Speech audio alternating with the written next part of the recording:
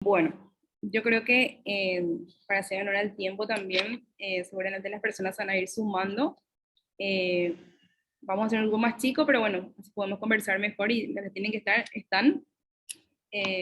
Buenas tardes, Andrea, Analía, Jorge, Sergio, Dania y Enrique. Eh, si quieren pueden prender su cámara o no también, ¿verdad? Pero la idea es que podamos hacer una charla, ¿verdad?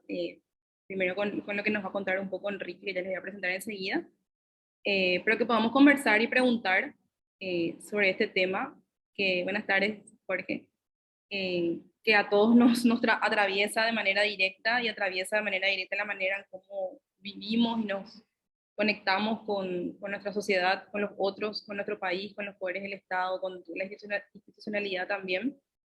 Increíblemente, así para contar una anécdota del día de hoy, estuvimos 2 días de jornada con el equipo de Alma Cívica para trabajar un poco todo lo que fue el semestre y trabajar un poco lo que va a ser el siguiente semestre.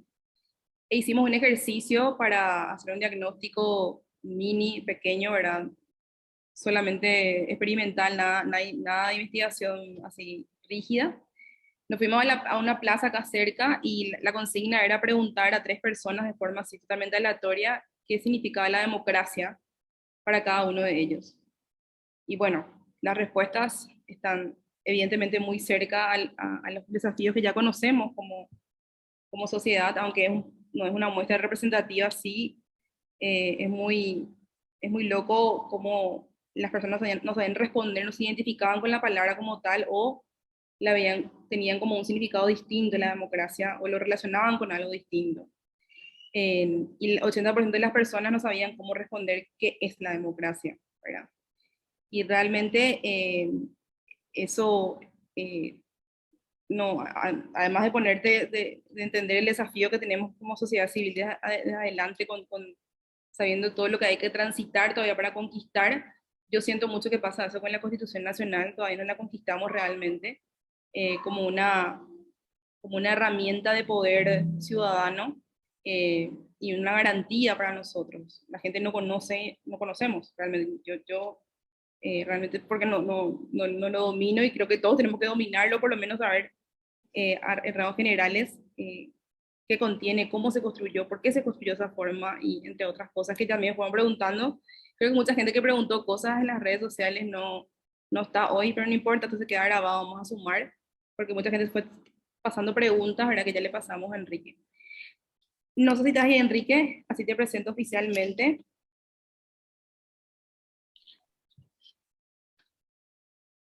Hola, buenas tardes. Buenas tardes. Bueno, se escribieron más de 30 personas, pero bueno, con esta virtualidad sabemos que la gente se va sumando después también. De igual manera queda grabado, así que lo importante es lo que nos vas a contar. Yo le quiero contar un poco del perfil de Enrique, que muy amablemente aceptó poner de su tiempo, el tiempo es súper valioso hoy en día, y gracias al equipo de Decidamos por trabajar con nosotros colaborativamente en este proceso. Ojalá podamos trabajar juntos en más. Yo sé que sí, ahí está Dania. Vamos a trabajar juntos en más iniciativas y eso es lo más poderoso que tiene la participación ciudadana, poder unirnos colectivos para poder hacer grandes cosas, ¿verdad? Yo a Enrique lo conozco de trabajo, siempre le admiré mucho su capacidad de poder llevar adelante procesos y me pone muy contenta que le hayan designado a él o que por lo menos le hayan pedido a él y ella, no sé cómo fue, ¿verdad? Capaz se, se puso como voluntario o no, ¿verdad? Pero, o si te obligaron, perdón, pero gracias por sumarte. Bueno, Enrique fue activista de organizaciones juveniles durante 15 años, desde el 97 al 2012. Trabajó 13 años en Decidamos. Allí se desempeñó, entre otros roles, como coordinador de capacitación y coordinador de proyectos. También en Decidamos desarrolló labores de investigación en temas socioeconómicos.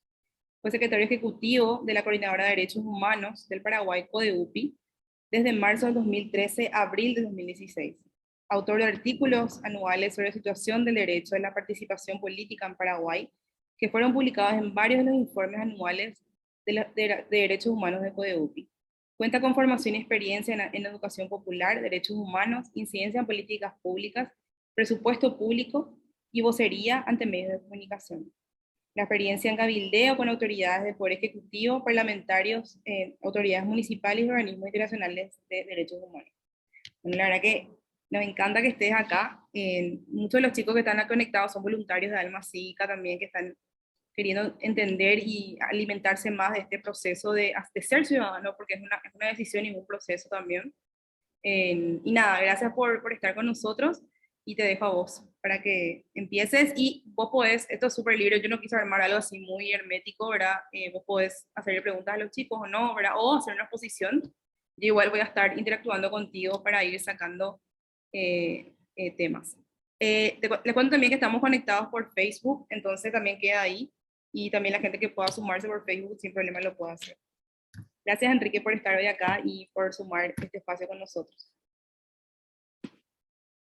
Muchas gracias, Olga. Muchas gracias por la invitación y a todas las personas que ya están conectadas a esta actividad. Bueno, para mí es un gusto poder compartir con ustedes y, bueno, contarles brevemente para que también, digamos, vayamos conociéndonos más entre todos y todas, también entre nuestras organizaciones. Eh, Decidamos es una institución que tiene al menos tres grandes instancias. Por un lado, las organizaciones miembros de Decidamos, es decir, porque Decidamos estatutariamente es una asociación de ONGs. El otro gran sector es el plantel de Decidamos, en el cual yo estuve hasta el mes de abril y justamente como bien leíste en mi presentación, estuve 13 años en el plantel de Decidamos. Y el tercer gran sector, digamos, institucionalmente Decidamos, es un amplio equipo de voluntarios y colaboradores. Y yo estoy en este último equipo de voluntarios y colaboradores de Decidamos, así que es un gusto poder compartir y, bueno, poder dialogar sobre un tema, digamos, que es muy amplio. Digamos, hablar de la Constitución, podemos hacer toda una escuela de formación y unos espacios de debate de varios módulos y de varias jornadas sobre la Constitución. Eh, pero justamente en función a lo que vinimos conversando, intercambiando contigo, bueno, la idea es poco focalizar hacia cuáles son los desafíos que nos plantea la Constitución Nacional para la participación ciudadana. Eh, y obviamente esto va a requerir que podamos hacer una mirada retrospectiva y irnos también a lo que fue el momento previo a la vigencia de esta nueva constitución y también el mismo proceso de tratamiento y, bueno, y hacer justamente un énfasis en torno a, bueno, qué elementos positivos tiene la Constitución Nacional justamente en relación a la participación y de qué manera justamente podemos aprovechar esas herramientas para que, que esos espacios, esos mecanismos de participación que tenemos puedan seguir avanzando para un cumplimiento cada vez mayor de la Constitución. Yo te iba a plantear, Olga, y también hacer como yo hacer como una presentación y de más o menos unos 20 minutos, media hora, y después dejar el espacio para preguntas de las personas que están participando y también, digamos, quienes están conectados a través del Zoom pueden ir dejando sus preguntas en el chat y seguramente luego también en el Facebook y con tu apoyo también voy a ir respondiendo las preguntas de la gente que está siguiendo la actividad. Bueno, yo quería empezar porque, a ver, la idea es que vayamos entrando en clima y que momentáneamente nos posicionemos en el 20 de junio de 1992. Eh, entonces yo quiero, y aquí si es que la tecnología no me traiciona, ¿verdad? Porque digamos que últimamente perdí un poquito la práctica ya del uso de las plataformas, pero tengo abierto un video que nos va a remitir exactamente al momento en que se sanciona, se jura la Constitución Nacional el 20 de junio de 1992. Así que quiero quiero mostrar un pequeño extracto de la sesión de la Jura de la Constitución. Vamos a ver un ratito este video de 2-3 minutos y así vamos entrando en clima. Así que vos me indicás, Olga, si es que, a ver, estoy procediendo, a ver si, perdón, no era este, era un ratito. Tranqui. Estos son los, Sí, no, a esta a altura ver, todavía tenemos la, ¿cómo se dice? La flexibilidad con los temas virtuales. sí, bueno, a ver, eh, ahora creo que sí, ahí voy a ir al, ahí se tiene que ver el YouTube. Sí, se ve, se ve. Perfecto, entonces se me corrió un poco el video, ahí está, ahora sí.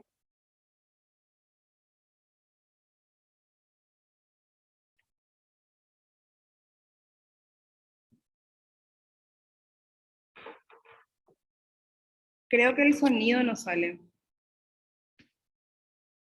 O no tiene luego sonido.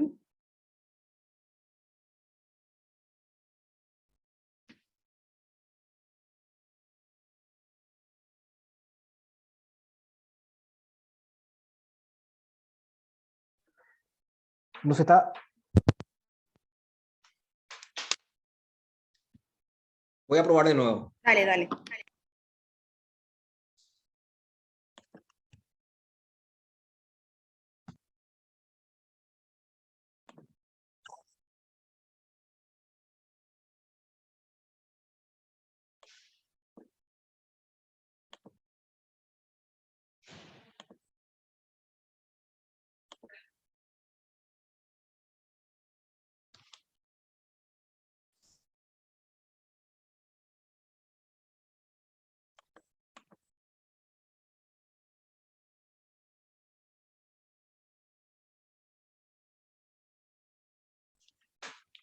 Tampoco revela la conexión, pero creo que va a correr. Ahí sí se escucha, Olga. No, no se escucha. Ay, sí. O sea, de repente se escucha un sonido.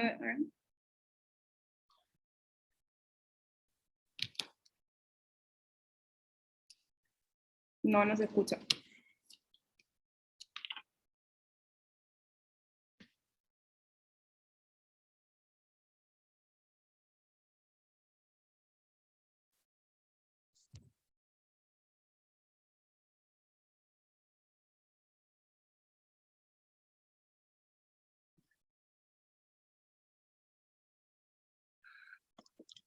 ¿Se escucha abajo o no se escuchó?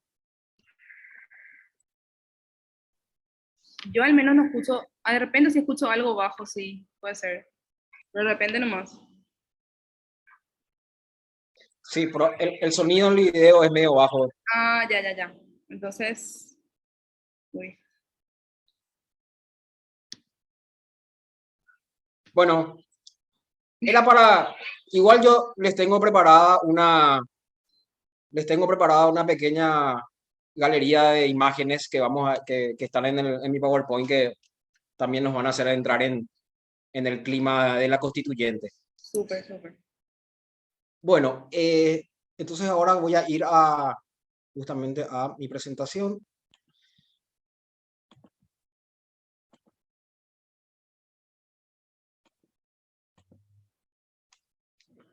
Bueno, esta es una foto en la portada de la presentación. Esta es una foto de la Convención Nacional Constituyente, 1991-1992. La constituyente se llevó a cabo en el Salón de Convenciones del Banco Central del Paraguay. Y bueno, esta es una de las panorámicas de una de las 44 sesiones que tuvo la Convención Nacional Constituyente. Tuvo 44 sesiones plenarias. Entonces, vamos a ir haciendo un poco un recorrido, primero por los puntos que me gustaría ir compartiendo con todas y todos. Primero, justamente vamos a arrancar con el contexto del tratamiento y aprobación de la actual Constitución Nacional, luego vamos a ir a algunos aspectos formales y artículos de la Constitución. Brevemente, aunque no es la idea detenernos mucho aquí, el tema de la reforma constitucional, que también ha sido un tema del que se ha hablado en mayor o menor medida dependiendo de la coyuntura en estos 30 años. Y luego, a partir del punto 4 es donde un poco vamos a exprimir más la cuestión en torno a cuál es justamente la vinculación entre la Constitución y la participación ciudadana, entre la Constitución y las políticas públicas.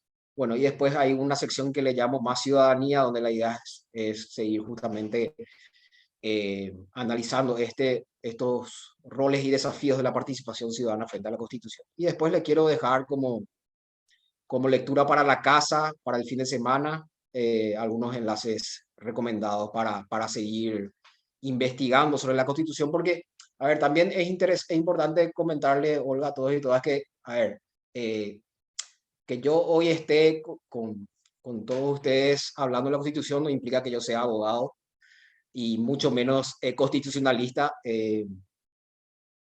pero digamos, mi experiencia y conocimiento con la Constitución tiene que ver con, bueno, con esto que vos bien leíste, con mis años como activista juvenil, como miembro de organizaciones de derechos humanos, y obviamente la Constitución ha sido, es y seguirá siendo una herramienta, y tampoco es estrictamente obligatorio que quienes no somos abogados y abogadas no podamos conocer la Constitución y las leyes. Digamos, quienes no somos abogados perfectamente podemos abocarnos a entender y comunicar la Constitución y las demás leyes que tenemos como país. Bueno, voy a ir pasando.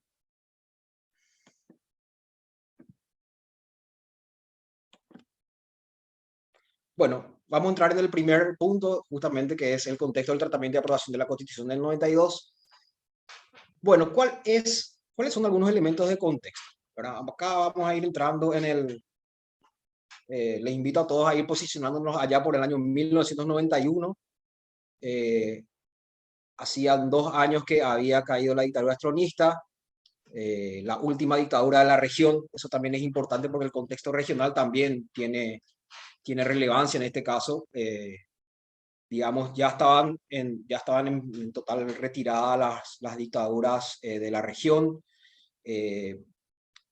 Entonces, digamos, obviamente la constitución del año 1967, una constitución que se hizo en pleno régimen estronista, digamos, establecía, digamos, severas limitaciones en materia de libertades públicas y de participación ciudadana.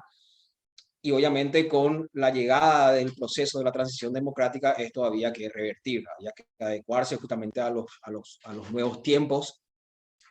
Y también en ese sentido, no era solamente que se estaba visualizando una nueva constitución, sino también ya a nivel parlamentario, Paraguay empezó a ponerse al día con la firma y ratificación de tratados internacionales en materia de derechos humanos. Por citar 4 de ellos que fueron justamente ratificados por el Estado paraguayo entre 1990 y 1992, tenemos el Pacto Internacional de Derechos Civiles y Políticos, el Pacto Internacional de Derechos Económicos, Sociales y Culturales, la Convención contra la Tortura y la Convención Americana sobre Derechos Humanos, que también es conocida como el Pacto de San José de Costa Rica. Incluso algunos de estos instrumentos fueron ratificados durante el periodo de la Convención Constituyente, porque no es que el Parlamento dejó de reunirse durante la Constituyente, el Parlamento siguió en funciones. Así que bueno, entonces, ¿qué significaba? Que como país estábamos entrando en toda una lógica de adecuación a los nuevos tiempos, a la transición democrática, a lo que implicaba el posicionamiento de las libertades públicas y los derechos de la ciudadanía. Y también es importante este tercer elemento del contexto, que tiene que ver con la alta participación ciudadana en las recientes elecciones municipales. En 1991, ¿sí? En mayo de 1991 tuvieron lugar las primeras elecciones municipales.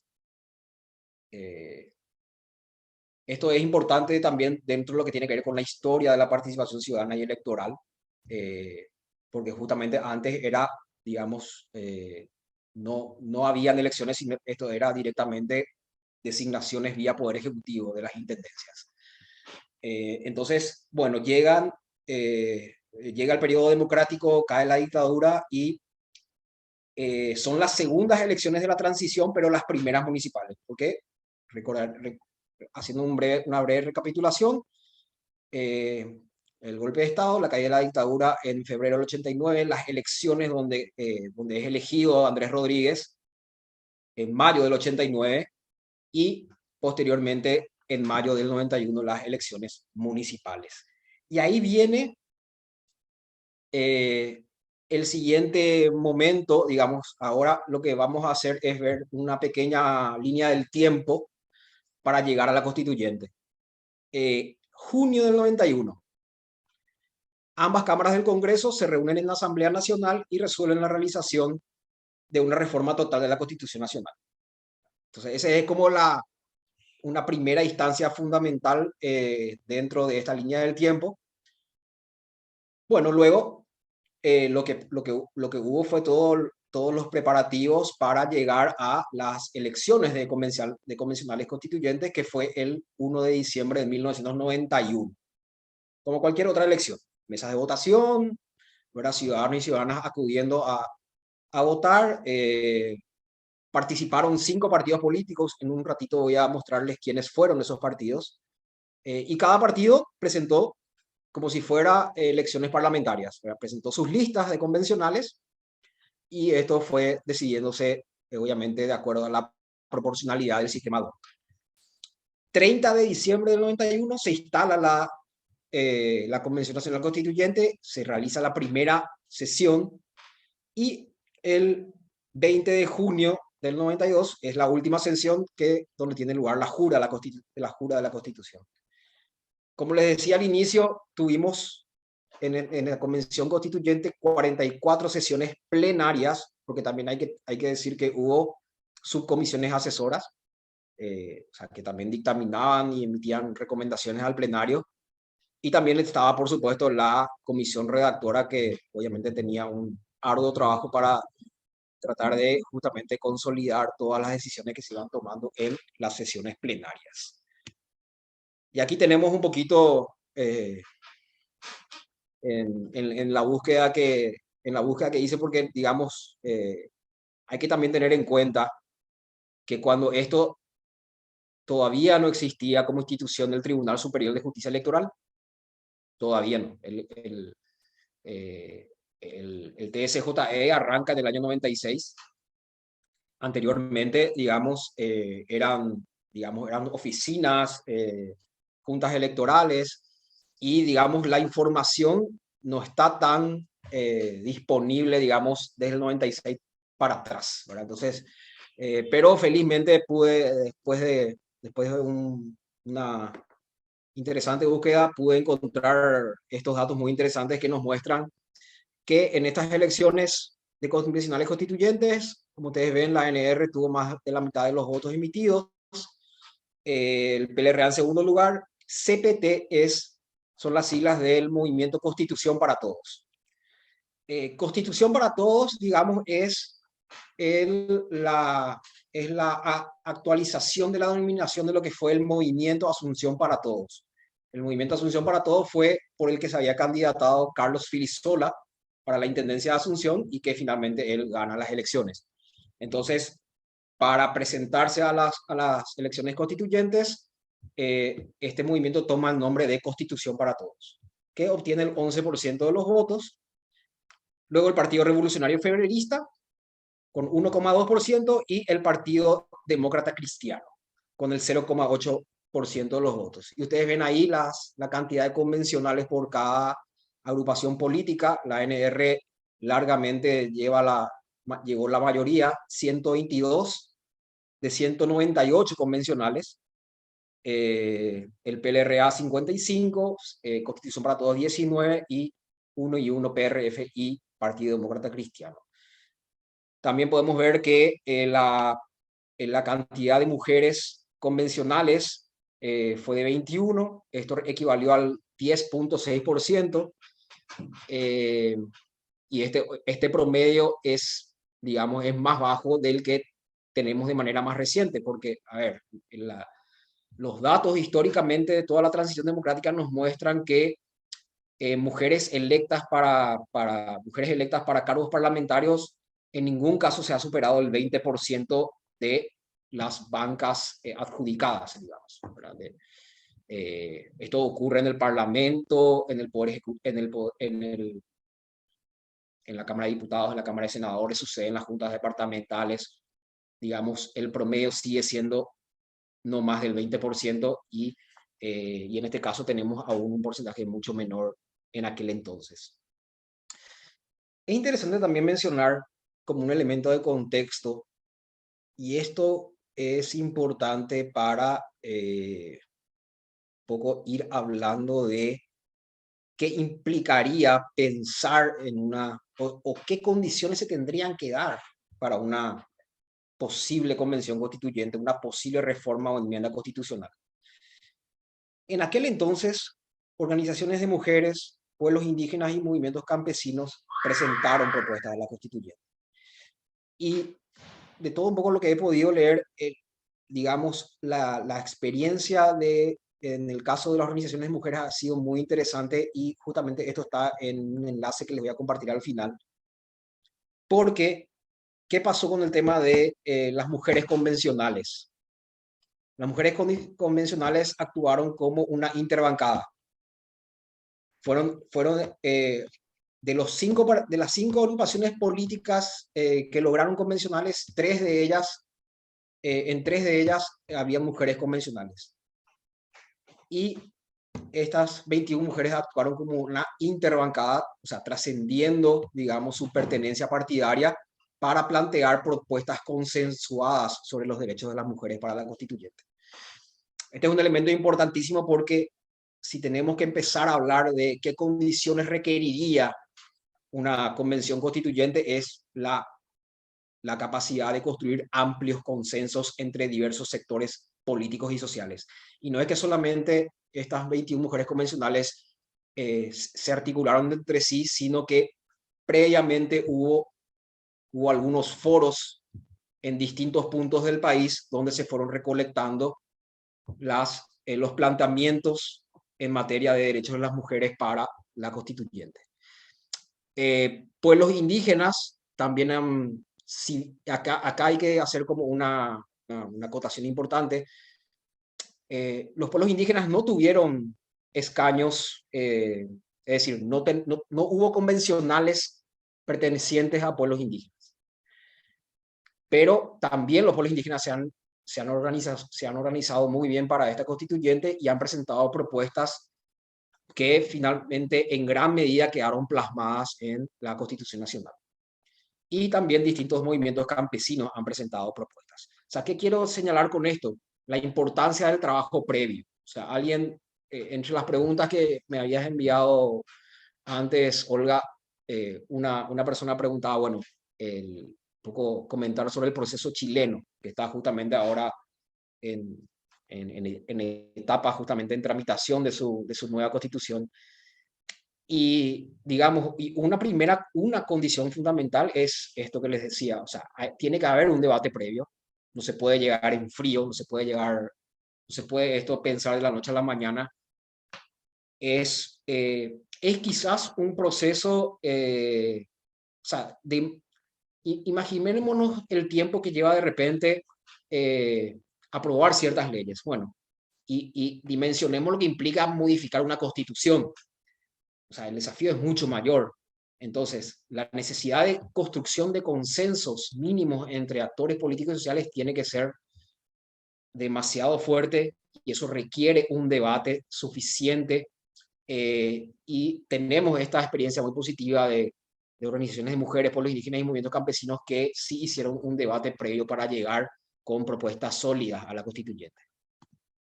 Bueno, vamos a ir entrando ahora en algunos aspectos formales y algunos artículos que de alguna manera, a ver, obviamente dentro de la complejidad de nuestra Constitución con 300 y tantos artículos, no es fácil identificar artículos más relevantes que otros, pero digamos he rescatado algunos que me parecen particularmente relevantes para la conexión que queremos hacer con el tema de participación ciudadana. Bueno, primero mencionar muy brevemente que la Constitución cuenta con dos grandes partes. La parte 1, que se denomina de las declaraciones fundamentales de los derechos, deberes y garantías. Y ahí es, bueno, como bien lo dice su nombre, aquí está la amplia gama de derechos constitucionales. O sea, ahí encontramos desde el derecho a la educación, derecho a la salud, encontramos los derechos civiles y políticos, el derecho a la libertad de expresión, la libertad de informarse, el derecho a la organización. Es decir, toda la amplia gama de derechos está contemplada en esta parte 1, y durante los 30 años que hemos tenido que tiene esta Constitución, en general, digamos, varios analistas y especialistas en el tema han coincidido de que esta parte está muy bien lograda, digamos, ¿verdad? O sea, realmente la amplitud y la diversidad de derechos que se plantean en esta parte 1 es muy importante, y permite justamente que, digamos, que la Constitución pueda constituirse en ese paraguas de todas las demás, de todas las leyes que tienen que alinearse justamente con la Carta Magna. Y la parte 2 tiene que ver con el ordenamiento político de la República, es decir, el diseño de la estructura del Estado. Convengamos, y aquí tampoco no voy a determinar mucho de esta parte, pero mencionar que aquí se hizo, en la práctica lo que se hizo fue una reforma del Estado en la parte 2, es decir, se modificaron ciertas cosas de la estructura del Estado que estaban en la Constitución del 67, y obviamente eso se adecuó y se colocaron instituciones, se sacaron otras, algunas se reformularon, ¿verdad? Hubo se incorporó la Defensoría del Pueblo, es decir, varias cosas han cambiado justamente, y esto se puede decir con todas las letras que fue una reforma del Estado propiamente, lo que contempla la parte 2 de la Constitución. Bueno, los siguientes 3 artículos están aquí citados, pero voy a pasar a que entre todos y todas podamos leerlos, porque, digamos, para mí son como 3 artículos fundantes, o sea, que realmente nos permiten establecer un marco general de la importancia y de las formalidades que tiene la Constitución Nacional. Artículo 1, segundo párrafo. Y aquí quiero detenerme en la parte de democracia representativa y participativa.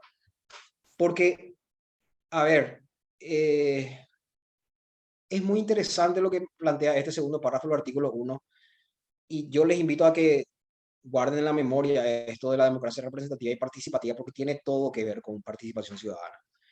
Y además también pensemos en clave de que la democracia no solamente es un sistema de gobierno, que tiene reglas, ¿verdad?, justamente para el funcionamiento del Estado y todo eso, sino que también la democracia también es un conjunto de normas de convivencia social. El pluralismo, el respeto el pluralismo, la tolerancia, el respeto a las diferentes formas de pensar. Es decir, hay una serie de valores que le solemos llamar principios o valores democráticos, y que también tienen que ver, y que también eso forma parte del concepto de democracia. La democracia tiene esa doble vertiente de concepto, ¿verdad?, como sistema de gobierno y como conjunto de principios o valores para la convivencia. La democracia representativa, digamos, y dentro de lo que es el concepto de democracia, hace más directamente a lo que implica la ciudadanía formal. Es decir, ciudadanos y ciudadanas votando en cada elección, eligiendo a sus representantes y, digamos, y la figura o el funcionamiento principal del sistema democrático tiene que ver con lo que hacen estos representantes electos por la ciudadanía. Mientras tanto, la democracia participativa tiene que ver con un concepto de ciudadanía activa, en donde la ciudadanía ya no es únicamente ejercida a través del voto cada 5 años, sino que es la ciudadanía del día a día, la que se construye en el día a día, denunciando, proponiendo, organizándose, articulándose entre distintas iniciativas. La democracia, desde este punto de vista de la democracia participativa es una construcción cotidiana, así como la ciudadanía activa y la organización es una construcción cotidiana. Vamos a retomar este concepto más adelante. El artículo 37, primer párrafo, un poco nos habla lo que vamos a escuchar, lo que hemos escuchado seguro, y varios que están conectados también lo habrán hecho, es el famoso orden de prelación de las leyes. ¿Qué es lo que significa eso? Básicamente es que, a ver, como punto de partida, que la Constitución está por encima de todo. O sea, la Constitución es el gran paraguas que tiene que abarcar o en el que se tienen que basar todas las leyes de menor rango que se vayan aprobando. Y cuando digo y cuando digo legislaciones de menor rango, ¿qué es lo que viene a continuación? Vienen, como bien dice aquí, convenios y acuerdos internacionales aprobados y ratificados por Paraguay. Estas convenciones que les he mostrado, y voy a retroceder un poquito para que podamos seguir bien, estas convenciones internacionales todas han sido ratificadas por el Estado paraguayo. O sea, y brevemente comentarles, o sea, cuál es el procedimiento. O sea, cuando se emite estas convenciones, hay una firma inicial de los estados que no implica todavía que ya se convierta en ley nacional, sino que posteriormente tienen que ser ratificados. Y en el caso de Paraguay, el Congreso Nacional es el que tiene la responsabilidad de ratificar, es decir, aprobar esto, y posteriormente queda sancionado promulgado por el Poder Ejecutivo. Y entonces, cada uno de estos pactos y convenciones tiene su número de ley, ¿verdad? Por ejemplo, la Convención contra la Tortura es la Ley 69/90, es porque justamente se promulgó en el año 1990, mientras tanto los dos pactos, uno es Ley 4/92 y la otra es Ley 5/92, se aprobaron en forma sucesiva en el Parlamento en el año 1992 durante la realización de la Constituyente. Como les decía, no se suspendió el funcionamiento del Parlamento mientras se hacía la Constituyente. Entonces vienen justamente los convenios y acuerdos internacionales, vienen las leyes dictadas por el Congreso y otras disposiciones jurídicas. Y cuando hablamos de otras disposiciones jurídicas, viene todo lo que es de menor rango. Ahí entran, por ejemplo, las ordenanzas municipales, ahí entran los reglamentos, estatutos, todo, o sea, es decir, todo esto tiene que estar alineado a la Constitución Nacional. Entonces, digamos, ese es un poco el contexto que tenemos que considerar, de que cuando pensamos en leyes en las que queremos incidir, disposiciones que queremos lograr que se instalen, tenemos que justamente garantizar que esas nuevas leyes, esas nuevas ordenanzas estén alineadas a la Constitución Nacional. Este artículo yo le llamo, quizás está un poco escondido, estuvo un poco escondido dentro de lo que ha sido este debate o esta vida constitucional de 30 años. Es decir, cuando digo que estuvo un poco escondido es que mucho no se ha hablado y creo que no se le ha dado el destaque que debería tener, y creo que es una herramienta muy potente para lo que implica la participación ciudadana y la defensa de los derechos.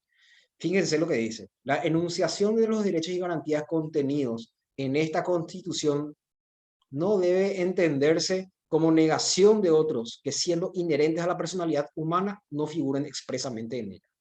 Me detengo hasta este punto y fíjense lo interesante que es que si un derecho no está en esta Constitución, no significa que uno pueda ser privado de ese derecho. Y la segunda parte también es muy importante. La falta de ley reglamentaria no podrá ser invocada para negar ni para menoscabar algún derecho o garantía. Eso significa que es suficiente que esté en la Constitución para que un derecho nos sea garantizado. No importa si no hay una ley reglamentaria. Hay un ejemplo que me ha tocado de cerca que tiene que ver justamente con las disposiciones sobre no discriminación de la Constitución Nacional y los intentos desde hace varios años por parte de diversas organizaciones de la sociedad civil de que se apruebe una ley contra toda forma de discriminación. Bueno, no porque no haya una ley contra toda, no porque no haya una ley contra toda forma de discriminación, digamos, uno no puede enunciar el derecho a no ser discriminado y el derecho a la igualdad. Entonces, y así podemos hacer como varios otros paralelismos con otros derechos. Por ejemplo, la ley, la ley de acceso a la información pública, que es una ley que tiene, a ver, la información pública, hay que decir que no solamente está en la famosa ley que fue aprobada en el año 2014, sino que la ley orgánica municipal ya tenía una disposición sobre el acceso a la información pública. La actual ley orgánica municipal es del año 2010. Entonces tenemos en la ley orgánica 2010 el derecho a la información pública y en la ley 2014, la ley nacional, también. En la Constitución tenemos un artículo que habla del derecho a informarse. Entonces, no significa que estos derechos recién empezaron a regir en el 2010 con la ley orgánica y en el 2014 con la ley nacional. El derecho a informarse ya estaba en la Constitución Nacional y es suficiente instrumento, suficiente elemento para demandar este derecho. Claro que después, cuando se aprueban estas dos leyes que mencioné, lo que se hace es reforzar y establecer procedimientos más concretos de cómo un ciudadano puede acceder a información pública. Pero el derecho ya estaba y cualquier ciudadano lo podía demandar o reclamar. Bueno, como les decía, hay una pequeña galería de fotos. Aquí vemos otra panorámica de las sesiones de la Convención Constituyente. Ustedes ven ahí la fuente, justamente, esto está rescatado de periódicos nacionales y también de la Biblioteca y Archivo Central del Congreso Nacional. Ustedes pueden ver que lo que teníamos eran, lo que ustedes ven aquí sentados son los 198 convencionales, pero también entre en este auditorio también habían personas invitadas. Por ejemplo, se invitaba a magistrados de la Corte Suprema de Justicia, se invitaban a algunas autoridades civiles y militares, se invitaban, tuvieron también participación en varias sesiones referentes de los pueblos indígenas. Es decir, había como una cuestión de apertura y de transparencia del debate, porque también ese era el contexto que también se da. No había un contexto de gran hostilidad, digamos, en cuanto a riñas partidarias.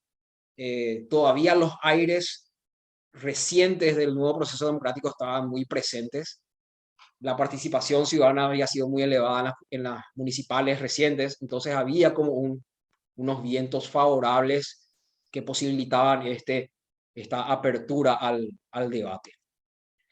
Bueno, esto quiero hacer simplemente una pasada rápida porque esta es una pregunta para la cual, digamos, la respuesta no es sencilla. No hay un sí definitivo y no hay un no definitivo, sino un depende, digamos.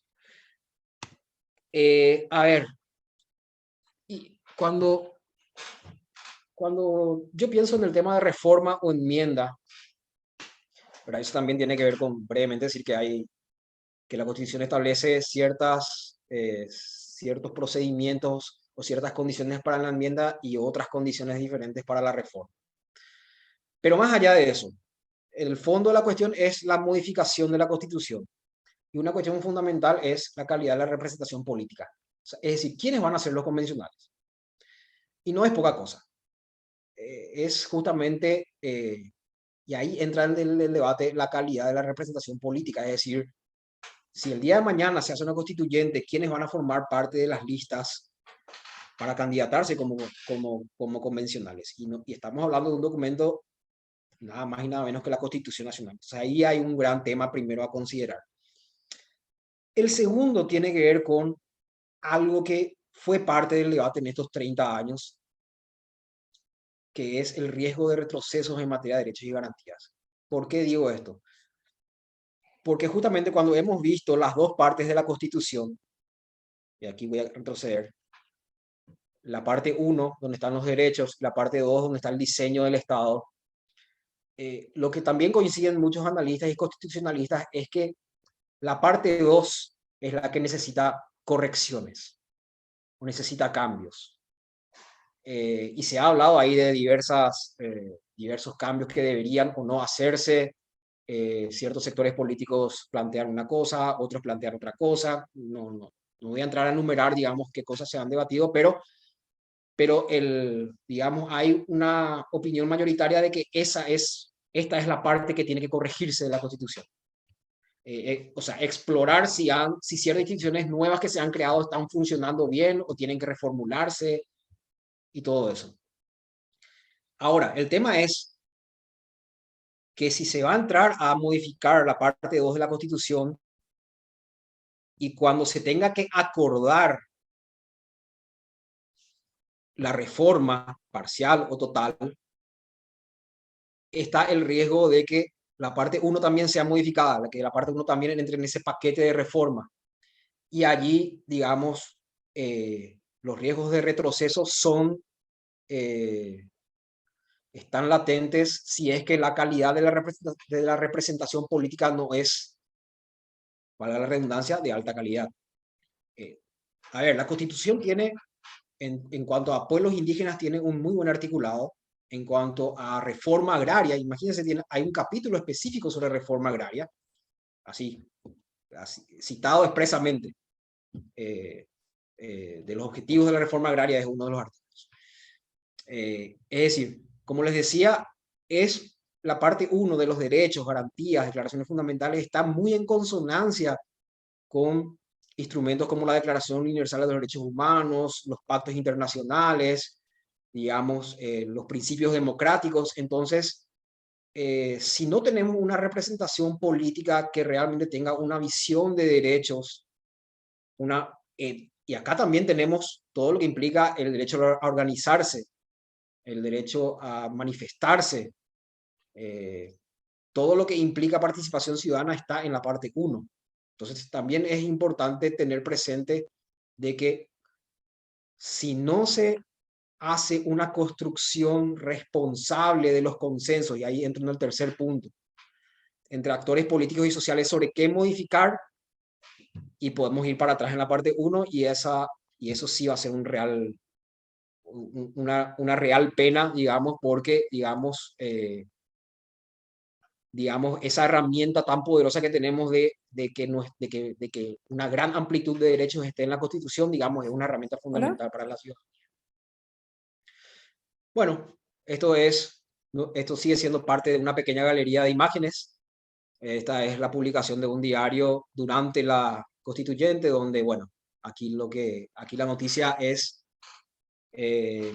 los resultados del debate sobre la reelección presidencial, que como todos y todas sabemos también ha sido un tema del cual se sigue debatiendo largamente si se habilitará en algún momento o no la reelección presidencial, si corresponde o no, si esto se tiene que hacer por enmienda o por reforma, que también ha sido un debate, porque hay una línea una línea de postura que analistas que dicen que corresponde a la reforma, otros dicen que es la enmienda. Bueno, igual tampoco en ciertos artículos tampoco la Constitución está libre de interpretaciones.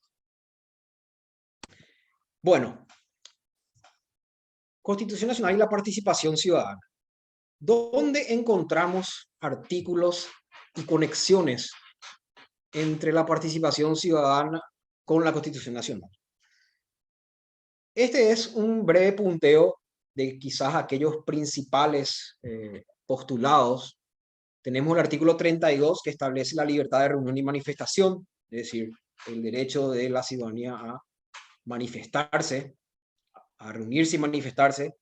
El artículo 42 de la libertad de asociación, digamos que lo conocemos más como la libertad de organización, es decir, el derecho de todos y todas a constituir organizaciones de derechos humanos, organizaciones de la sociedad civil, organizaciones de jóvenes, hablando desde centros de estudiantes, comisiones vecinales, contralorías ciudadanas, ONGs, toda la amplia gama de formas de organizarse, cooperativas, sindicatos.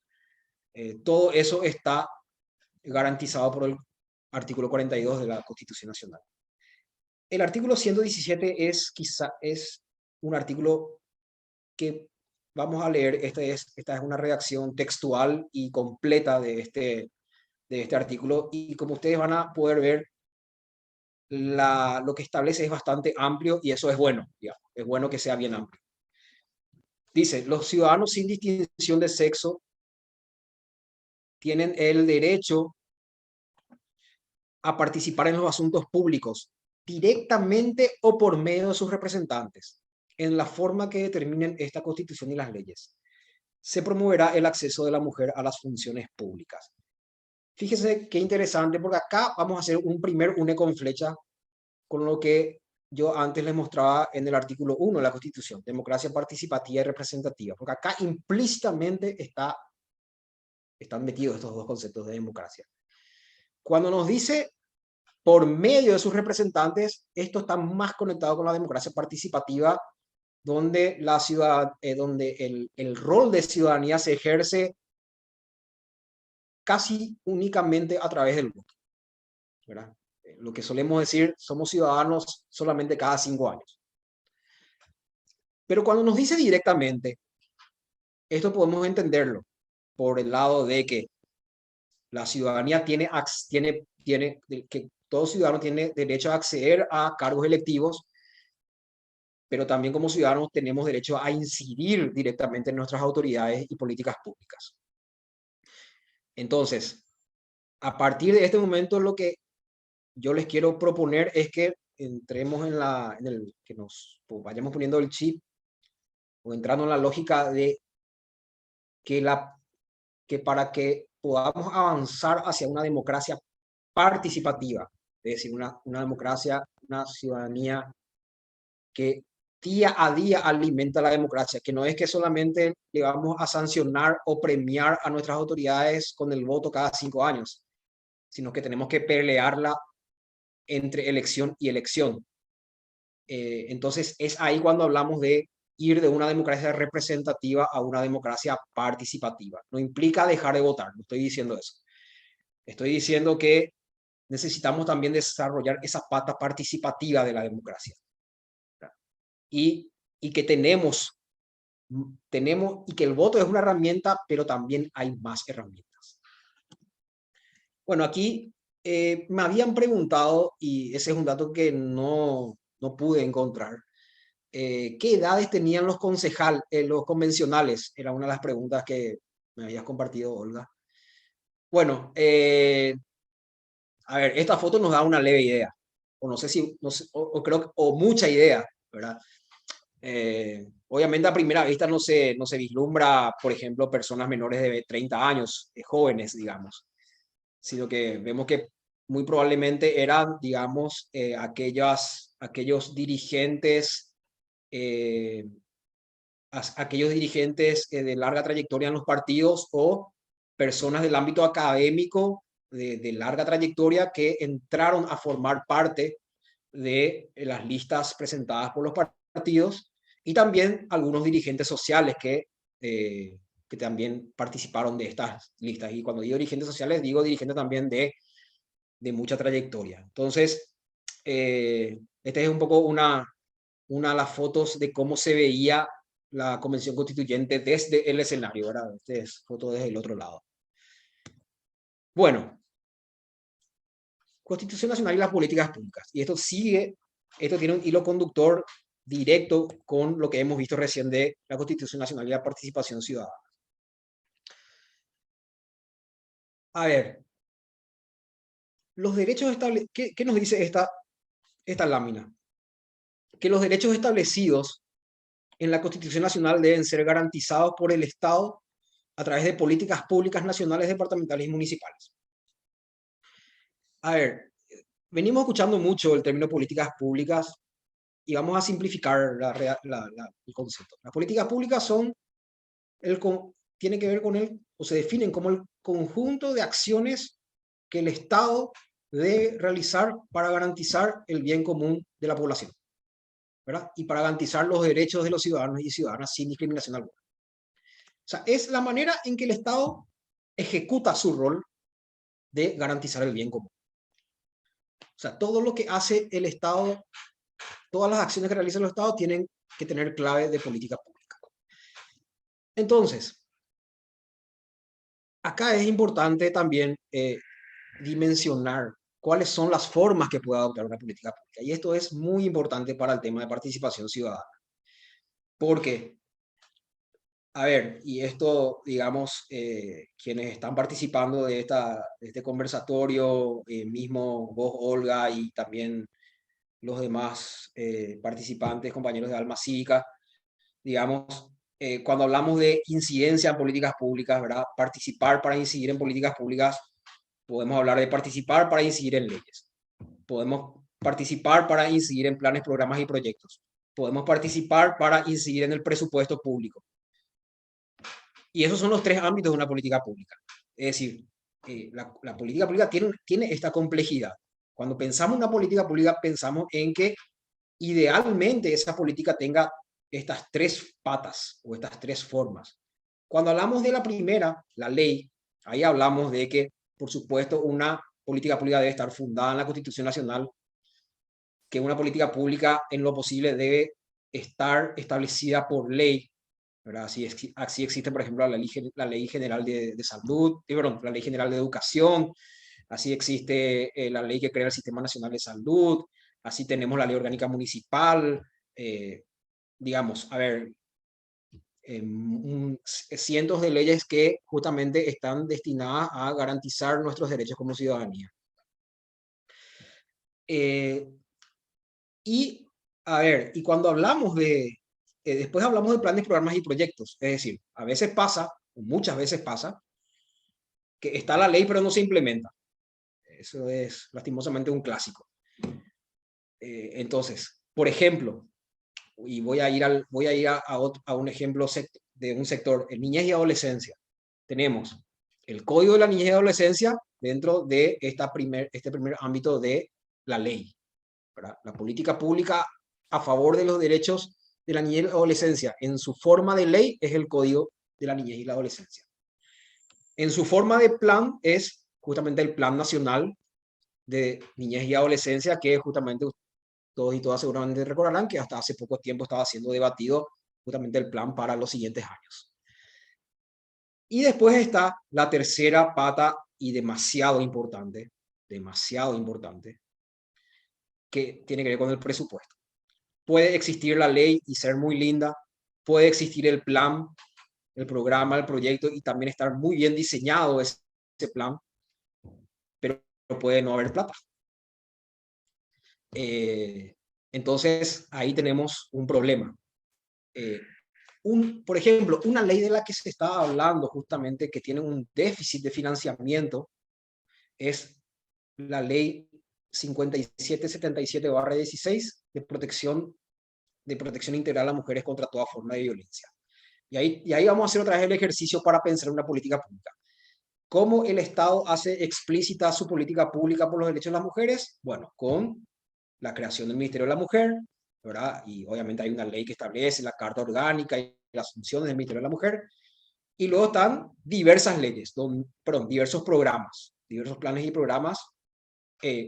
También dentro de la parte de la ley está esta ley 5777 que les decía. Después está, por ejemplo, lo que ahora se está haciendo, lo que se está implementando, que es lo que se denomina el Plan Nacional de Igualdad de Oportunidades, que tiene que ver justamente con el tema de la perspectiva de género. Pero volviendo a la ley de protección integral a las mujeres contra toda forma de violencia, un tema que justamente especialistas en dicha ley están señalando es que hay un fuerte déficit de financiamiento para implementar la ley. Entonces ahí entramos con la importancia del tercer ítem, que tiene que expresarse, que tiene dos posibilidades de expresarse, a través del presupuesto nacional y también del presupuesto municipal. Pero antes de pasar a la siguiente lámina, que tiene que ver, porque quiero detenerme un poco más en este tema de políticas públicas. Tenemos que, cuando pensamos en clave de participación ciudadana, tenemos que pensar que no podemos quedarnos solamente con la ley. Hay por lo menos dos cosas que están posteriores, que están a continuación de la promulgación de una ley. y voy a ir a un ejemplo que probablemente les tocará a varios de las personas que están participando. La ley de arancel cero para universidades públicas, que es una ley relativamente nueva, digamos, fue una ley por la cual justamente pelearon mucho gremios de estudiantes universitarios de diversas universidades y carreras. Y obviamente fue celebrada como un avance, porque claro, implicaba justamente eliminar los aranceles, ¿verdad? Y avanzar hacia la gratuidad de la educación universitaria. Pero ¿qué ha pasado? Ha pasado que el decreto reglamentario fue indicado por estos mismos movimientos universitarios como un decreto regresivo, un decreto que iba en contra de lo que estaba en la ley promulgada. Entonces, ¿qué significa? Que cuando hacemos incidencia en temas legislativos, tenemos que seguir atentos hasta el decreto reglamentario e inclusive en ciertos casos, en casos en donde las leyes sean de esa manera, la fuente de financiamiento. Hay leyes que establecen de manera muy genérica de dónde se va a financiar, los fondos vendrán del presupuesto nacional. Eso, en términos de técnica legislativa, no es lo apropiado. Lo apropiado es lo que algunas leyes hacen. Esto vendrá de los impuestos a los juegos de azar, esto vendrá del impuesto al tabaco, esto vendrá de los royalties y compensaciones en tanto porcentaje. Es importante que cuando pensemos en leyes en las que vamos a incidir, la fuente de financiamiento sea bien explicitada. En los planes, programas y proyectos, obviamente tenemos que trabajar con medir de qué manera esos programas y planes van avanzando. Es decir, que cuando participamos para incidir en planes, programas y proyectos, tenemos que tener presente de que tienen que haber indicadores claros para medir de qué manera esos planes van avanzando, estancándose o retrocediendo. Y en cuanto a presupuesto nacional y presupuesto municipal, bueno, acá también podemos hacer toda un 4, 5, 6, 8 módulos sobre presupuesto público, porque tenemos un presupuesto nacional que es obviamente sobre el cual es fundamental incidir y también conocer el proceso de elaboración de un presupuesto nacional, saber que no solamente es bueno incidir cuando llega al Parlamento, allá por septiembre de cada año, sino que hoy, por ejemplo, hoy estamos 7 de julio, ¿dónde está el proyecto de presupuesto 2023 en este momento? En este momento está en manos del Ministerio de Hacienda. ¿Qué pasó hasta el 30 de junio? Hasta hace una semana atrás, los ministerios tenían hasta el 30 de junio, los ministerios y distintas secretarías de Estado tenían hasta el 30 de junio para enviar su anteproyecto de presupuesto al Ministerio de Hacienda. Y Hacienda lo que hace ahora entre julio y agosto es consolidar eso en un documento que va a presentar el 1 de septiembre al Poder Legislativo. Es decir, el presupuesto público, el presupuesto nacional, tiene una vida de inicio, tiene un arranque que va mucho más allá del mes de septiembre, donde se trata en el Parlamento y nada más. Una de las cosas que también hay que tener como presente es que cuando participamos para incidir en el presupuesto, cuando más temprana es la incidencia, hay posibilidades de mayor impacto de nuestra participación. Cuando se llega al Parlamento ya es digamos, una etapa bastante avanzada. Si tenemos esa posibilidad de interrelacionarnos, de dialogar, de incidir con las instituciones públicas ya antes, tenemos más chances de que el presupuesto público sea un poco más ajustado a los desafíos que tenemos como país. Y después está el presupuesto municipal. Y cuando hablo de presupuesto municipal, acá también entra un tema, Ola, que voy a dejar más bien para la parte del debate, porque cuando hablamos del tema municipal, y no solamente presupuesto, como decía, también tenemos que reivindicar justamente las muchísimas experiencias que hay en materia de participación ciudadana a nivel local. Hay, digamos, desde movimientos juveniles, movimientos de vecinos, organizaciones de mujeres a nivel local, donde el actor principal de incidencia es la municipalidad. Y Y ahí es importante que también podamos mirar una ley que ha contribuido a potenciar los mecanismos de participación ciudadana o las disposiciones de participación ciudadana de la Constitución Nacional.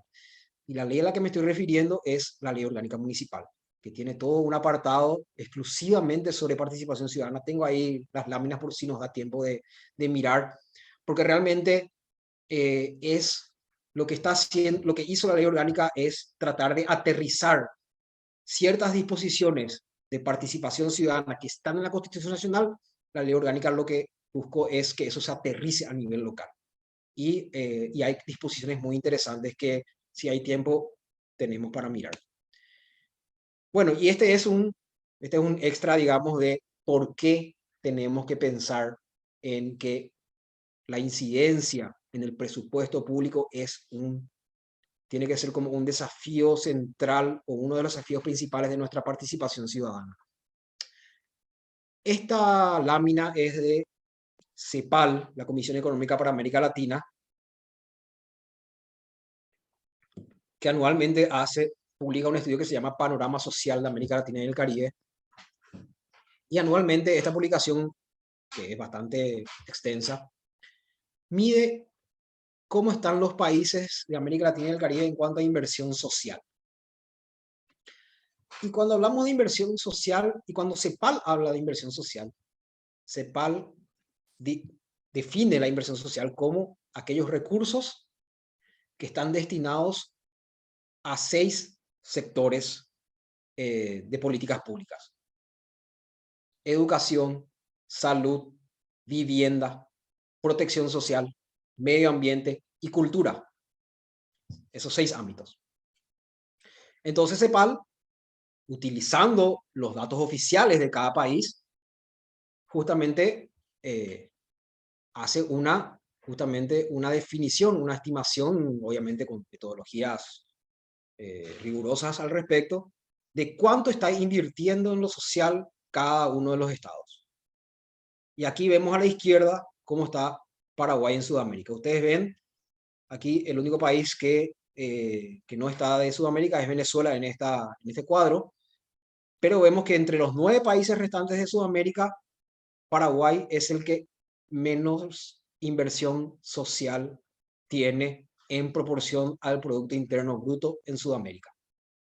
Paraguay invierte el 9,5% del PIB en lo social, en estos 6 ámbitos que les decía. Y fíjense que estamos como un poco lejos, o bastante lejos, del promedio de Sudamérica, que es 13,5. 4 puntos porcentuales del PIB no es poca cosa. O sea, ahora justamente probablemente hayan leído en estos últimos días de que hay ciertas proyecciones de que el Producto Interno Bruto de Paraguay caería un 2% para el año 2022. Y bueno, y si ya una caída del 2% se considera como significativa en términos económicos, imagínense lo que son 4 puntos porcentuales. Paraguay en materia educativa sigue sin llegar al 7% del PIB recomendado por UNESCO. Ni siquiera sumando la universidad pública. Entonces, sin la universidad pública estamos en orden del 3,5% de la inversión en educación. Con la universidad pública llegamos a 4,55%. Es decir, todavía estamos a una brecha importante en materia de inversión en educación y, como hemos visto, también a nivel de inversión social. Entonces, también, por supuesto, esto no significa que debamos dejar de pensar en la calidad en el uso de los recursos actuales. Pero también necesitamos tener esa mirada de las dos caras de la moneda, el lado de la calidad y el lado de la cantidad. Bueno, como pequeño recreo, como digo, de esta galería que nos permite esta galería de datos. Esta es otra publicación de la época de la Constituyente, donde lo que se reflejaba era que había una preocupación porque en ciertos momentos, digamos, las sesiones transcurrían con mucha lentitud en cuanto a aprobación de artículos. Imagínense lo que era debatir en 44 sesiones 300 y algo de artículos, ¿verdad? requería, por supuesto, muchísima rigurosidad y, como les decía, una ardua labor para lo que eran los propios convencionales y la comisión redactora. Y esto es finalmente como para dejar ya finalmente algunas reflexiones finales o alguna síntesis de cosas que he estado diciendo. Y antes de ir a eso, vemos el momento en que el presidente de la Convención Nacional Constituyente está en esa sesión número 44 del 20 de junio de 1992, está firmando el acta de jura de la Constitución Nacional. Otro momento también importante de aquella coyuntura. Más ciudadanía es el camino.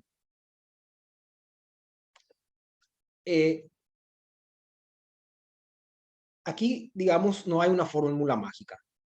Necesitamos más ciudadanía, necesitamos más participación ciudadana como camino para avanzar hacia el respeto y cumplimiento de la Constitución Nacional. Como ciudadanía es importante que tengamos la Constitución Nacional como una hoja de ruta, como una guía de acción para las autoridades y la ciudadanía.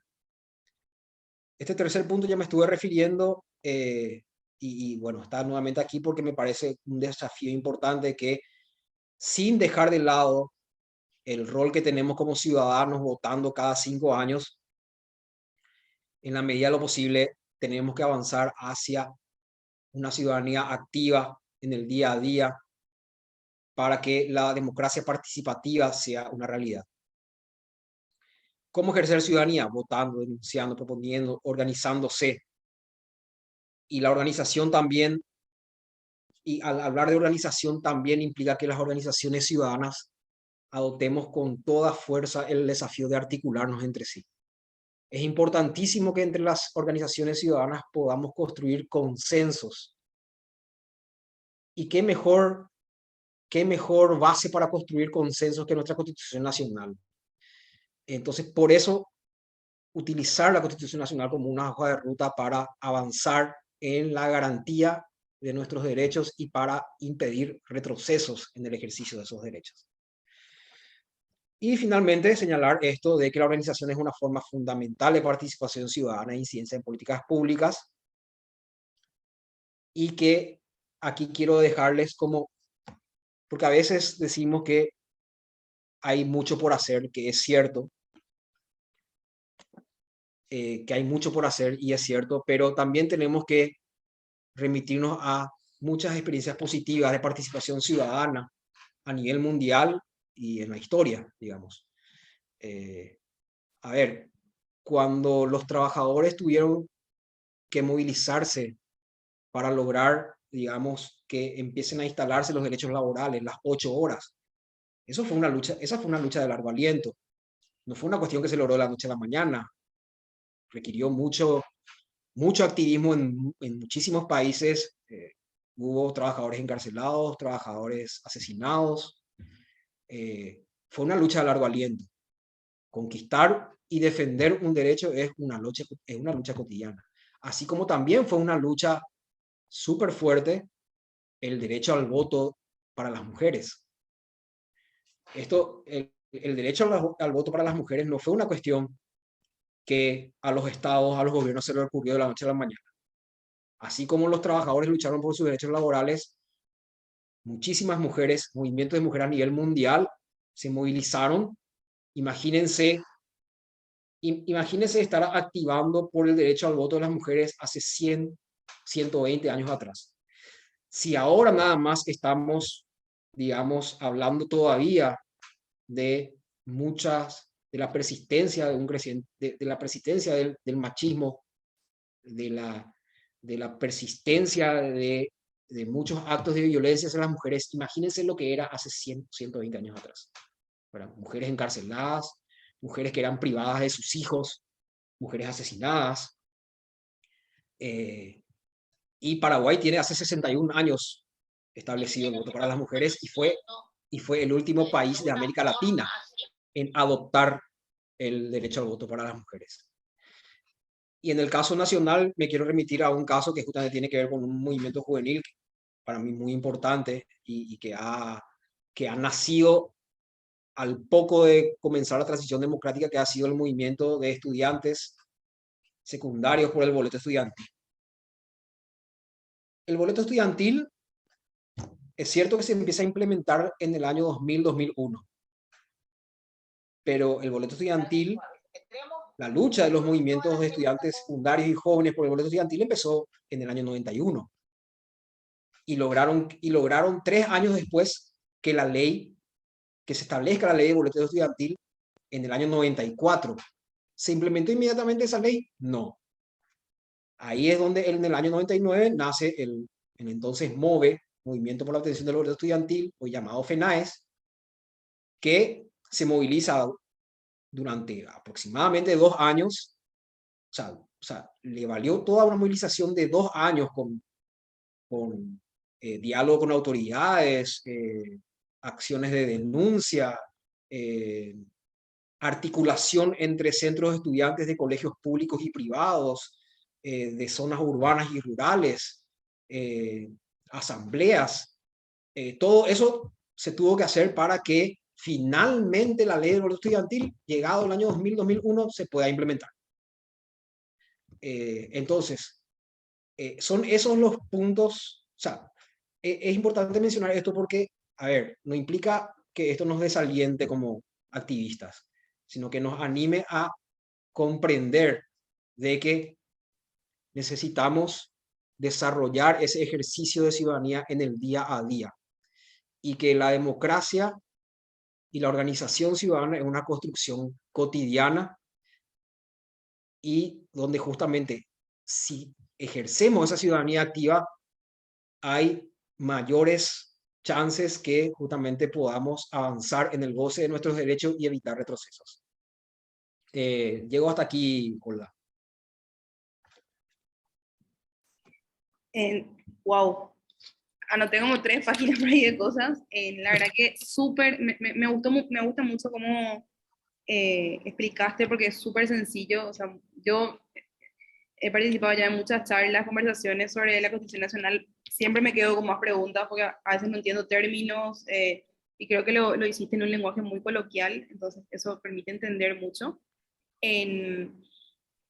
Realmente me hace pensar un poco esto que decís, este camino que recorrieron los chicos para poder acceder al boleto, cómo es tan necesario entender que somos parte de un sistema vivo, y que generalmente no necesariamente las mismas personas van a vivir de por eso que empezaron, pero qué importante que es acompañar ese proceso como una sociedad civil organizada para defender finalmente o sea, las garantías que dicen en la Constitución Nacional, ¿verdad? O sea, me hace pensar nomás todo el desafío que tenemos, y también, si se quiere llamar responsabilidad, también de todas estas convenciones que se hicieron, ¿verdad? Estas personas que participan, estas mujeres, me hace increíble. Me encantaría poder juntarnos a hablar con ella, con todas estas mujeres que estuvieron detrás.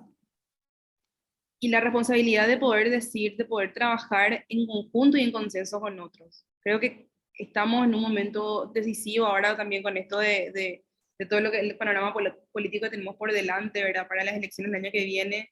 De por sí lo que es la figura de la concertación como un camino democrático vigente, o sea, que se puede usar, ¿verdad? Y ahí justamente hay algunas preguntas que yo la hice también, ¿verdad? Y algunos comentarios, pero ya voy a ir a eso, perdón. Me encantaría saber si hay alguien que quiere comentar algo o decir algo. Tenemos como hay un ratio entre 12 y 15 personas que están, parece que tiene problema de conexión, pero bueno, me encantaría poder escucharle a qué piensan los demás, qué fue lo que más les resonó. Yo anoté algunas cosas, pero me gustaría empezar con los participantes. Tenemos personas incluso de Ibucuí, mira, Ibucuí, y sé que hay otras personas de otras ciudades también, y eso es muy bueno, ¿verdad? No sé si alguien quiere tomar la palabra o escribir en el chat.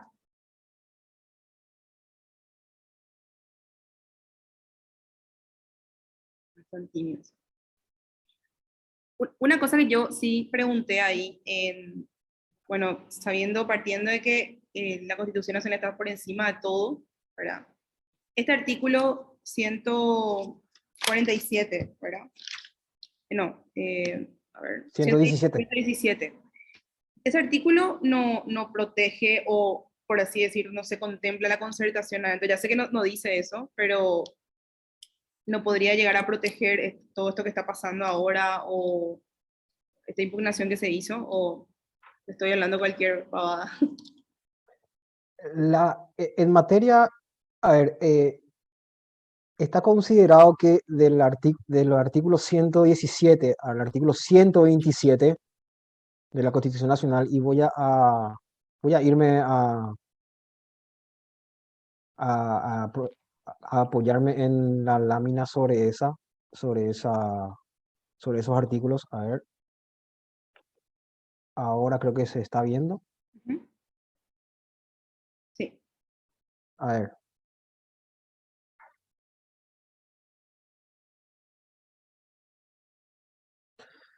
Bueno, a ver, el artículo 117, como decía, es un artículo muy potente, ¿verdad? Porque tiene un componente de participación ciudadana, también de participación política, y como les decía, participación política se entiende también como el derecho a elegir y ser elegido. Y los artículos a continuación, hasta el 127, donde encontramos ahí el sufragio, quiénes son electores, acá está. Dentro de estos artículos está el que fue la única enmienda que hemos tenido hasta ahora, en estos 30 años, que ha sido para habilitar el derecho al voto a los paraguayos residentes en el exterior, el referéndum, la iniciativa popular y todo lo que hace al funcionamiento de los partidos políticos.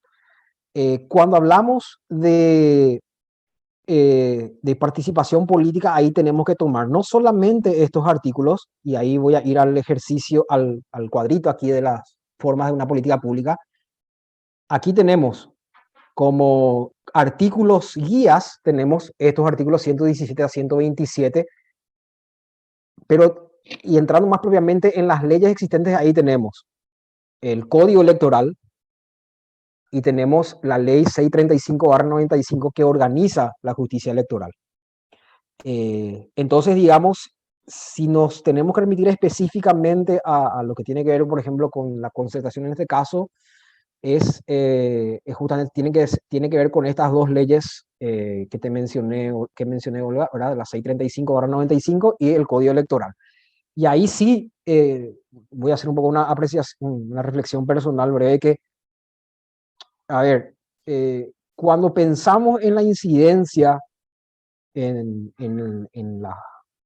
la forma de ley de la política pública, no estamos hablando solamente de incidir en proyectos de ley, o sea, en leyes que todavía no existen, sino que en procurar corregir leyes que ya existen. Y si hay una ley que necesita de mucha corrección, es el Código Electoral. El Código Electoral, uno mira, yo le llamo, es una ley parchada. Yo sinceramente ya perdí la cuenta de cuántas modificaciones, de cuántas leyes modificatorias del Código Electoral hubo desde el 96 en adelante. Son muchísimas las leyes modificatorias. Sería todo un logro poder consolidar todo eso en un solo documento. Decíamos, lo hizo en algún momento hace como 10 años atrás, pero de 10 años a esta parte ya han habido nuevas leyes. Entonces, digamos que lo que propiamente queramos revisar sobre el tema concertación sería mirando justamente más bien la legislación, eh, las dos legislaciones que he nombrado, pero teniendo como paraguas, teniendo como guía y hoja de ruta estos artículos del 117 al 127. Y ahí sobre todo siempre me gusta mencionar el tema de que es tan interesante como la Constitución dice que los partidos políticos tienen que aportar a la formación cívica de los ciudadanos.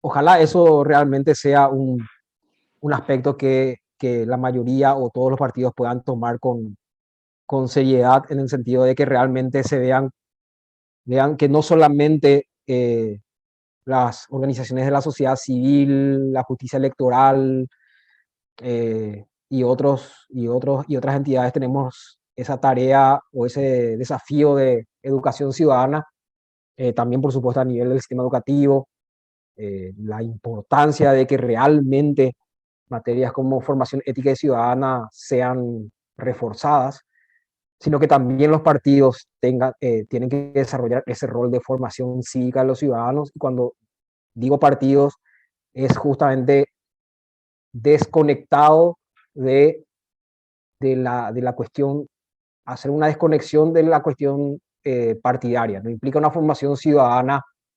Fíjense que dice de los ciudadanos, no dice de los afiliados. Entonces, eso también es importante tener en cuenta. Los partidos están como un actor más dentro de la formación ciudadana. Eso yo no sabía y wow, o sea, eso no pasa. O sea, no pasa realmente. Sí, como... Por lo menos tradicionales. O sea, sí, y se ha intentado que mejore las legislaciones en ese tema, por ejemplo, para obligar a los partidos que parte de los aportes estatales que reciben sean direccionados a actividades de formación.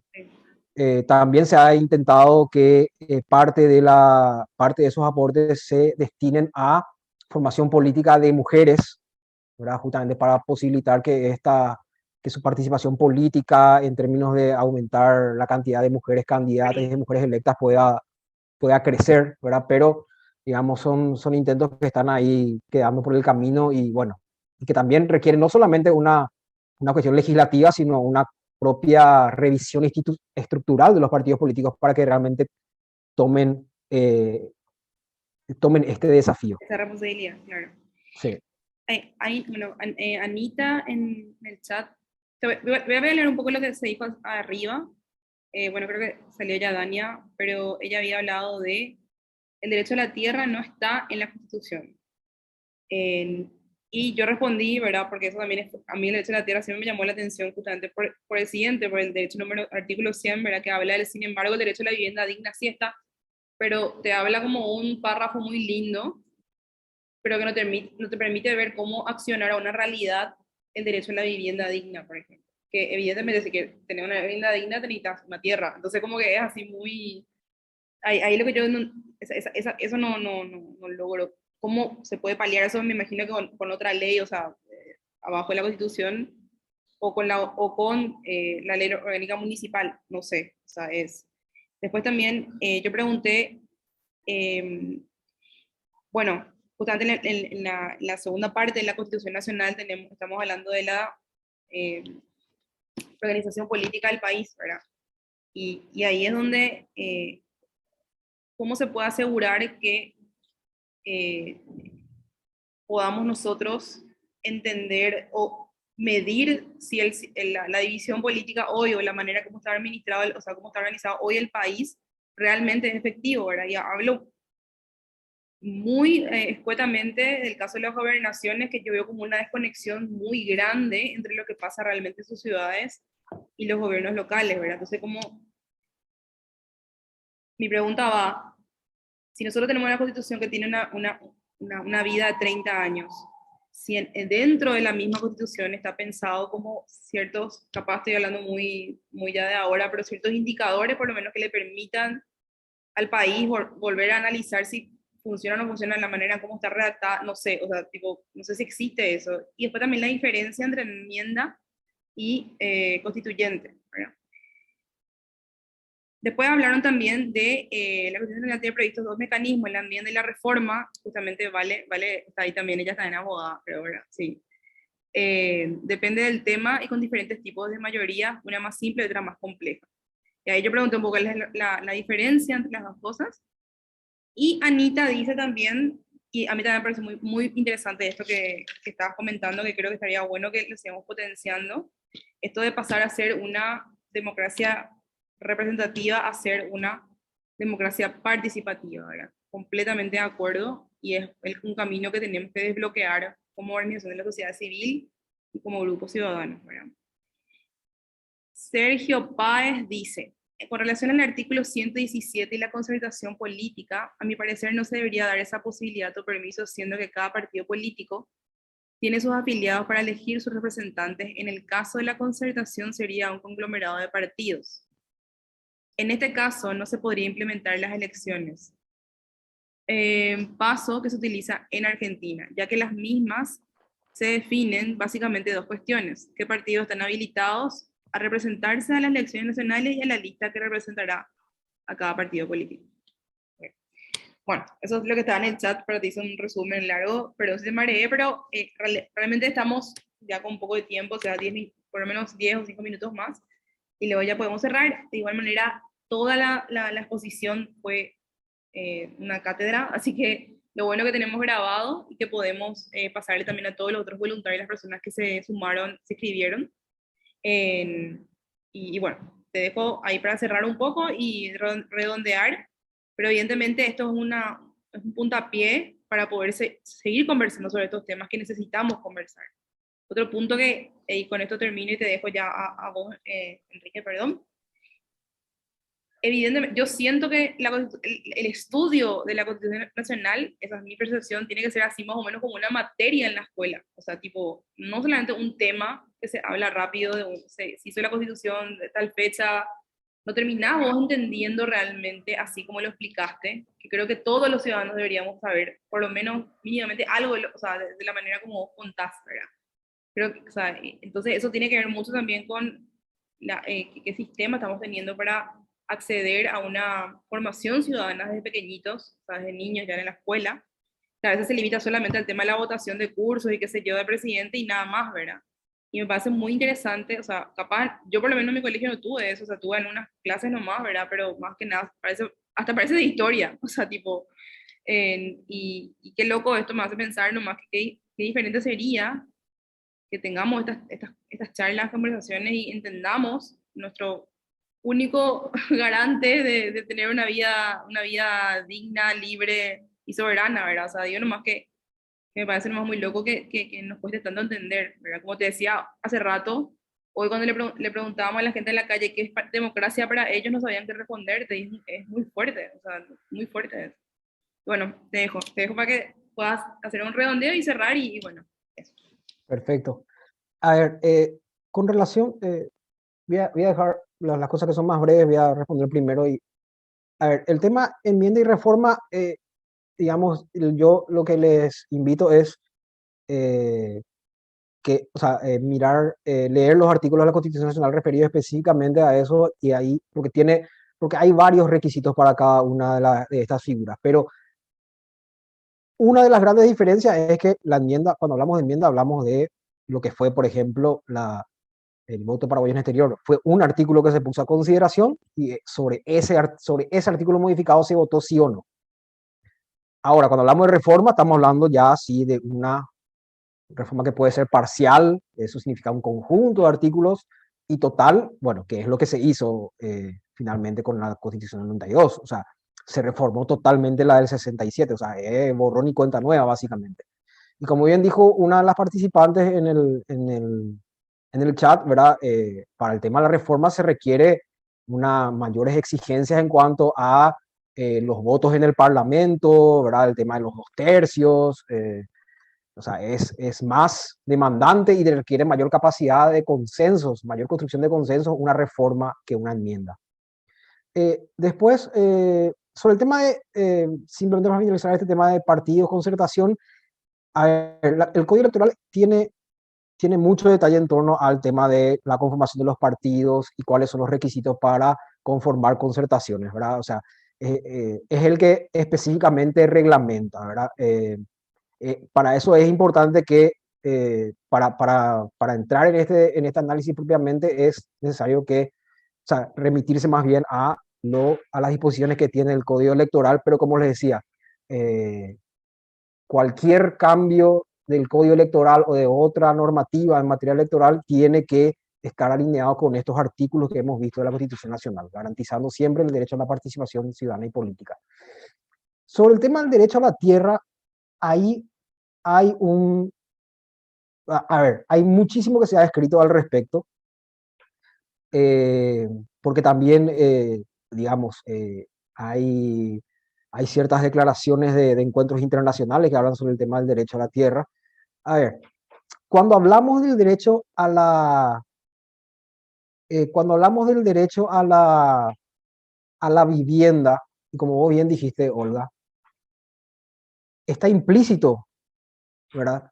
está implícito que una de las condiciones fundamentales para tener vivienda digna es la tierra. Acá es importante también mirar y, a ver, si a mí me preguntas personalmente si el día de mañana hay una constituyente y yo fuera convencional, y sí, para reforzar pondría derecho a la tierra, pero, a ver, lo que la Constitución nos dice sobre el derecho a la vivienda es suficiente herramienta para luchar por el derecho a la tierra. Además, tengamos presente otra cosa. Tenemos también el Pacto de Derechos Económicos, Sociales y Culturales, que es una ley, ¿verdad? Es una convención internacional que al ratificar el Estado paraguayo se convirtió en ley. Ahí también habla del derecho a la vivienda, pero ¿qué es lo que también tenemos que tener presente? Que estos pactos tienen sus comités de expertos. Y estos comités de expertos, cada tanto lo que hacen es redactar observaciones, se llama, que son documentos son documentos explicativos de cómo entender los artículos, las disposiciones del pacto. Y ahí también se ha escrito el tema de la importancia de la tierra para el derecho a la vivienda. Así que hay una presencia implícita, se puede decir, ¿verdad? Que no... Y además, lo otro, bueno, además hay también toda una sección de artículos sobre la reforma agraria que también deben considerarse como conectadas a las disposiciones del derecho a la vivienda. Y la última pregunta, si me puedes recordar brevemente.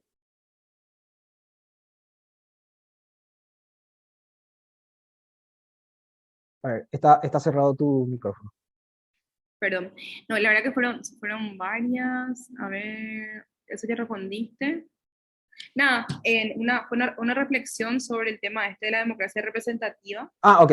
a la democracia Ok. representativa que creo que es algo que tenemos que, nosotros por lo menos como organizaciones afines, también sería bueno que vayamos más fuerte con eso, ¿verdad? O sea, creo que podemos sumarnos mucho ahí. Claro, si nos vamos a un ejemplo de una supuesta convención constituyente, si nos comportamos solamente desde una visión de democracia representativa, esto implica que nos vayamos a votar, se eligen los convencionales y Bye. le dejamos a los convencionales que durante 3, 4 meses ellos solitos debatan, ellos solitos armen las propuestas y la ciudadanía está de brazos cruzados esperando que salga la nueva constitución o la reforma. Eso sería de una democracia representativa donde todo queda en manos de los representantes y no hay incidencias de la ciudadanía.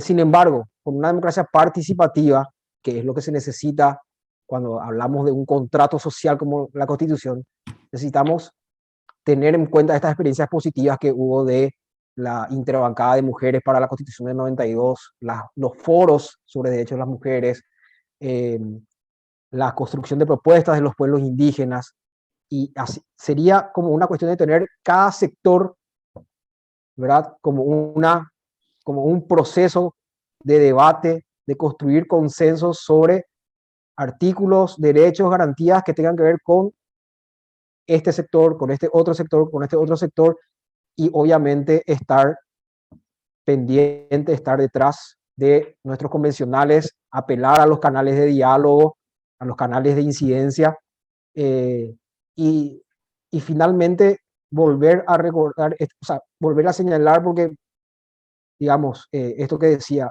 tengamos presentes las experiencias exitosas que han habido.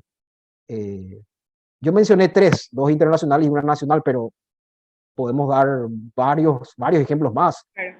También de incidencia a nivel de ordenanzas, de centros de estudiantes que han logrado cosas en sus colegios, de comisiones vecinales que lograron ciertas obras en sus comunidades. Entonces también es tener eso en la memoria también, de que sí es posible cambiar, de que por supuesto hay una realidad muy compleja, muy difícil, muy dura, que nos golpea mucho también, pero una de las herramientas que nos puede permitir avanzar y no retroceder es la organización, o sea, es la participación ciudadana, y eso implica organizarse. Así mismo, así mismo. Bueno, ya vamos a cortar porque ya se pasó mucho la hora. realmente me encantaría poder hacer más espacios como estos.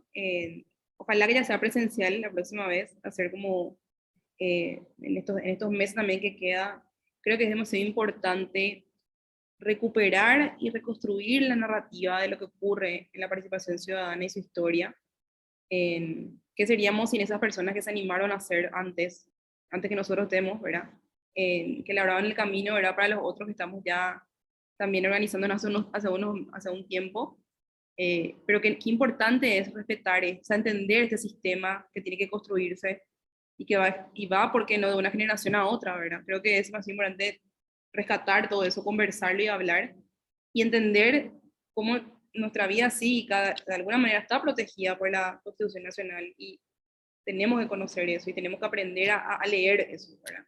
Como bien lo dijiste al comienzo, no tenemos que ser abogados o constitucionalistas para poder entender lo que dice este libro gigante, este libro lleno de ideas y de leyes y de garantías que existen para el bien común, ¿verdad? Entonces, muchísimas gracias, Enrique. Gracias a los participantes.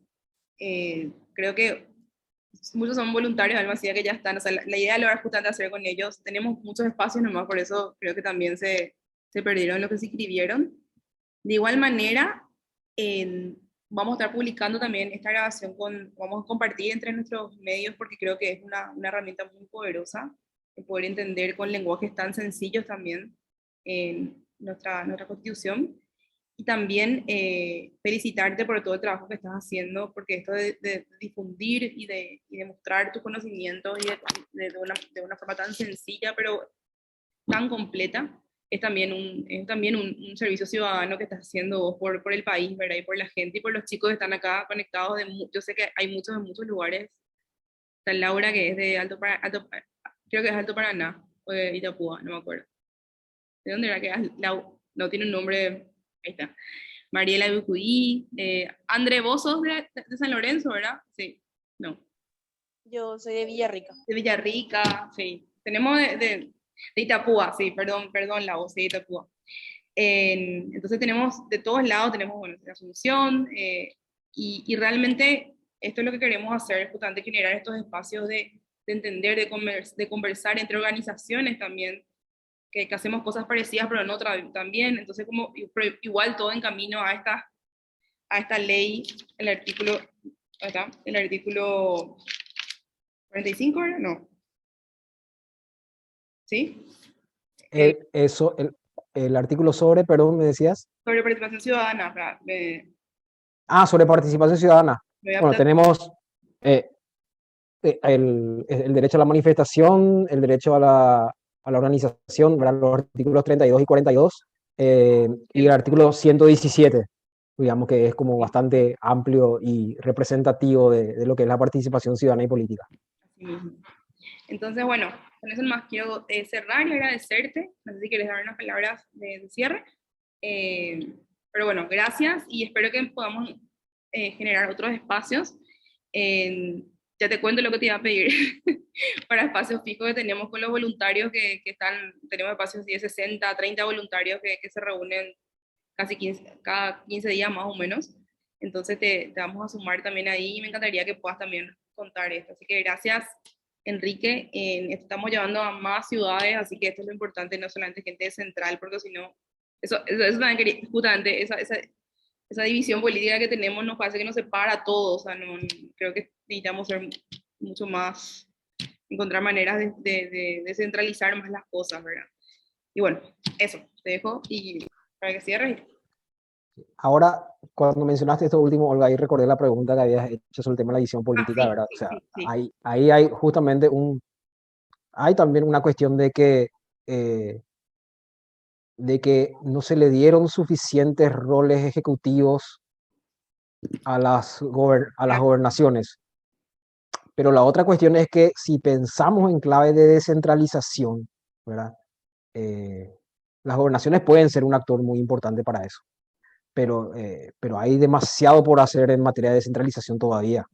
Hay un camino larguísimo, y ahí hay un tema donde bueno, como te decía, iba a mostrar solamente si había tiempo, pero pero que puede ser un tema para conversar en otra jornada, que tiene que ver con los mecanismos de participación ciudadana previstos en la Ley Orgánica Municipal. Eh, eh, es un tema que me parece muy interesante, y también hablar ahí de lo que implica el proceso de elaboración de un presupuesto municipal. Eh, porque, porque si hay algo que también, digamos, desde la sociedad, desde varias organizaciones de la sociedad civil se ha visto como muy positivo, es que cuando se trata de incidir en el Estado, a veces se complica mucho para incidir en el nivel central, en los ministerios, en las grandes secretarías, y que a veces, y que en muchos casos la incidencia local, la incidencia en las municipalidades o en las oficinas estatales nacionales que tienen pata en el ámbito local, ahí sí es más sencillo de llegar, y también tener presente de las numerosas funciones que tiene las municipalidades, Totalmente de acuerdo. que estamos hablando de funciones de desarrollo productivo, de desarrollo humano y social, de medio ambiente. O sea, es un tema que también que puede ser muy interesante para profundizarlo. Me Y encanta. bueno, de parte mía ha sido un gusto todo el interés de seguir colaborando con ustedes. Y bueno, también, por supuesto, como decidamos, también expresarles ese agradecimiento, y bueno, ya también estaré compartiendo con los demás compañeros y compañeras una reseña de lo que hemos conversado hoy. Muchísimas gracias, Enrique, de verdad. Y no, quiero luego decir que desde un momento que hablé con Laura, de su equipo, súper abiertos, súper así, no sé, compañeros, ¿verdad? Estamos en lo mismo y esto es lo más importante, seguir construyendo ciudadanía. Bueno, con eso nos Así es. despedimos. Muchísimas gracias a los participantes. Bueno, ahora se quedaron nuevos otra vez, pero vamos a seguir difundiendo esto. No, vamos a agotar las instancias de difusión para llegar a todos. Muchas gracias a todos y buenas noches. Que descansen. Hasta luego.